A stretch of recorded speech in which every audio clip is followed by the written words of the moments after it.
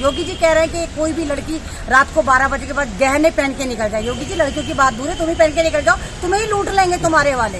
लड़कियों की तो दूर की बात है, लड़कों को लूट लेंगे।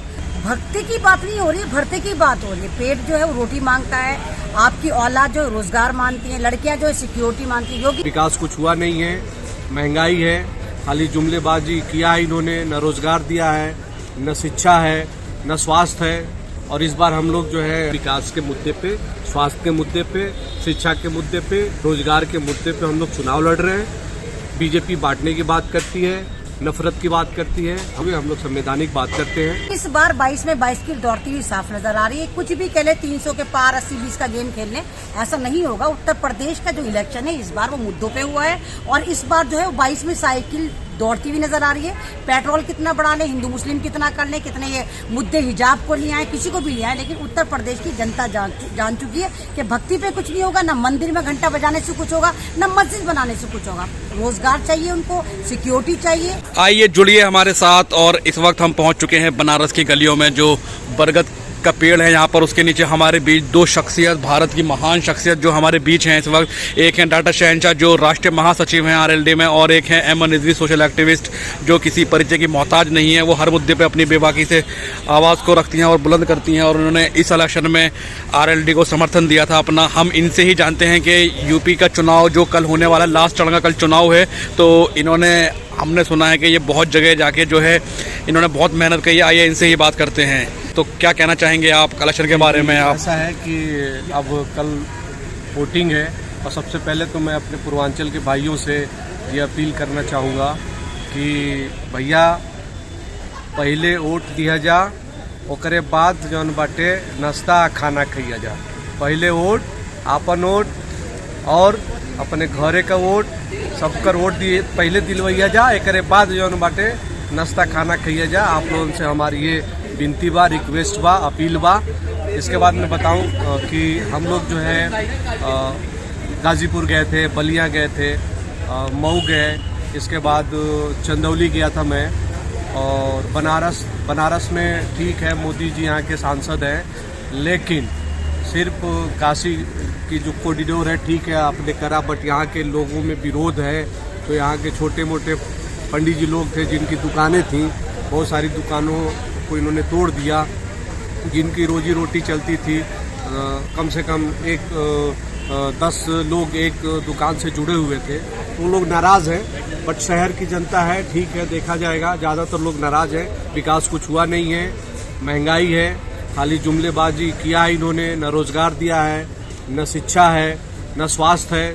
और इस बार हम लोग जो है हम माननीय अखिलेश यादव जी और जयंत चौधरी जी, ओम प्रकाश राजभर जी, और अभी सोहेललाल पटेल जी की जो पत्नी है अपना दल की, सब लोगों ने मिल करके गठबंधन जो है, और सब लोगों का ये है कि हम लोग विकास के मुद्दे पे, स्वास्थ्य के मुद्दे पे, शिक्षा के मुद्दे पे, रोजगार के मुद्दे पे हम लोग चुनाव लड़ रहे हैं। बीजेपी बांटने की बात करती है, नफरत की बात करती है। हम लोग जो है इससे हट करके संवैधानिक अपने उसमें संविधान पे आस्था रखते हुए हम लोग संवैधानिक बात करते हैं।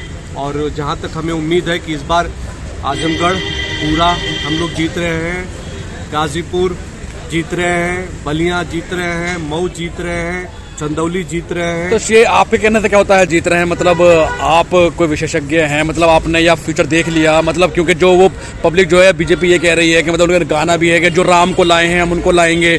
80-20 का खेल, मतलब आपको समझ में नहीं आ रहा क्या? मतलब कि 80% एक तरफ और 20% एक तरफ। मतलब वो तो बीजेपी वाले साफ साफ कह रहे हैं कि जो बीजेपी में नहीं है वो हिंदू ही नहीं है।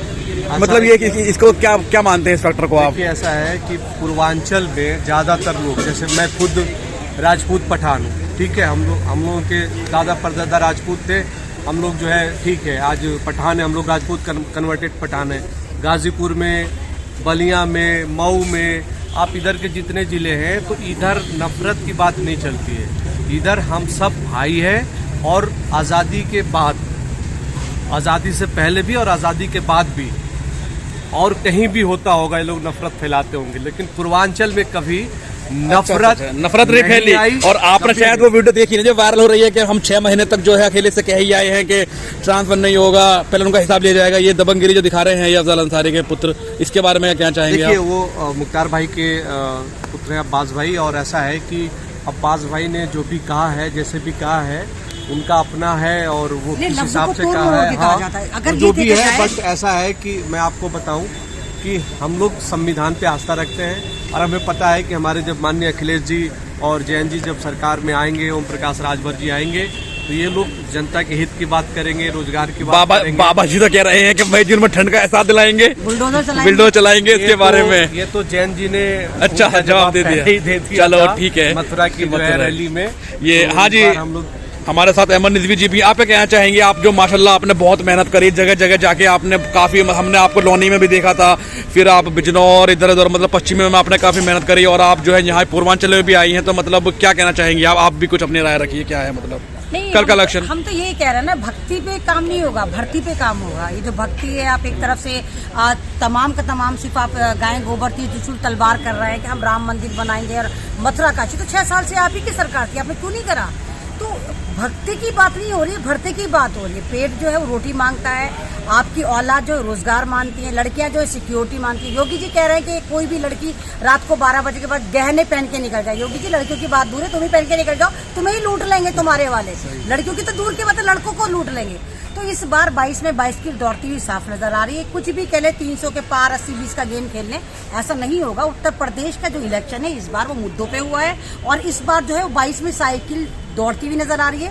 पेट्रोल कितना बढ़ा ले, हिंदू मुस्लिम कितना कर ले, कितने ये मुद्दे हिजाब को ले आए, किसी को भी ले आए, लेकिन उत्तर प्रदेश की जनता जान चुकी है कि भक्ति पे कुछ नहीं होगा, ना मंदिर में घंटा बजाने से कुछ होगा, ना मस्जिद बनाने से कुछ होगा। रोजगार चाहिए उनको, सिक्योरिटी चाहिए।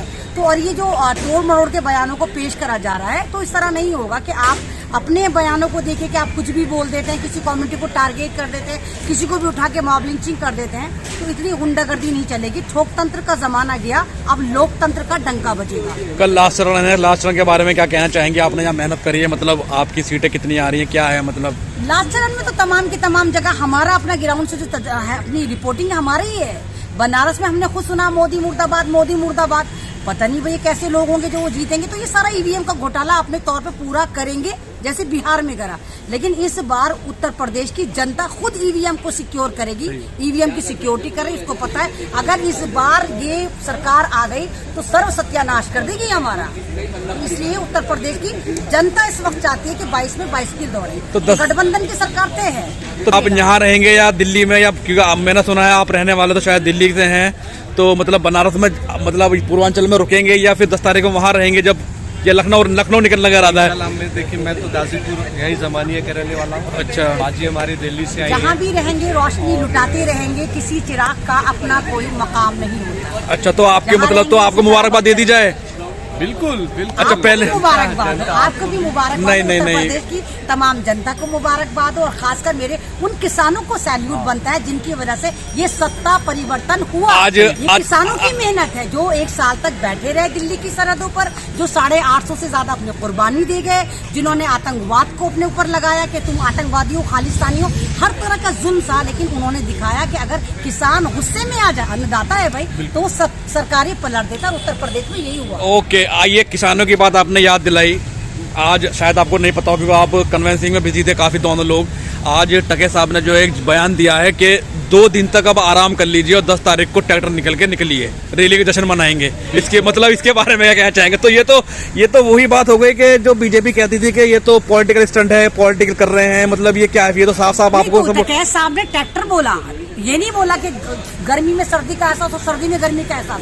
भाई किसान है तो ट्रैक्टर वाला, ये किसान की पावर क्या है? ट्रैक्टर है, खेती है। तो टकैत साहब ने ट्रैक्टर का हवाला दिया, तो आप ट्रैक्टर को भी आतंकवाद से जोड़ेंगे क्या? खेती को लेकर नहीं, उन्होंने ये बोला कि आपने पूरे इलेक्शन बहुत मेहनत करी है, तो आप 2 दिन आराम कर लीजिए और 10 तारीख को फिर ट्रैक्टर लेके जश्न में शामिल हो जाइए। हाँ, तो जय टकैत, जय किसान, जय संविधान और जय उत्तर प्रदेश। और हमेशा की तरह गठबंधन को वेलकम करते हुए खासकर जयंत चौधरी साहब का बहुत वेलकम किए। उनको जिस तरह इज्जत मिली और जिस तरह किसानों ने उनको समर्थन दिया, तो वाकई काबिल तारीफ है। जी शहनशाह भाई, और लास्ट में कुछ बस मैं आपको मुबारकबाद देता हूँ पहले से। शुक्रिया जी, शुक्रिया। और आपको मैं जो है इनवाइट भी करूँगा कि अल्लाह हाफिज़, शब्बा खैर, थैंक यू फॉर वॉचिंग।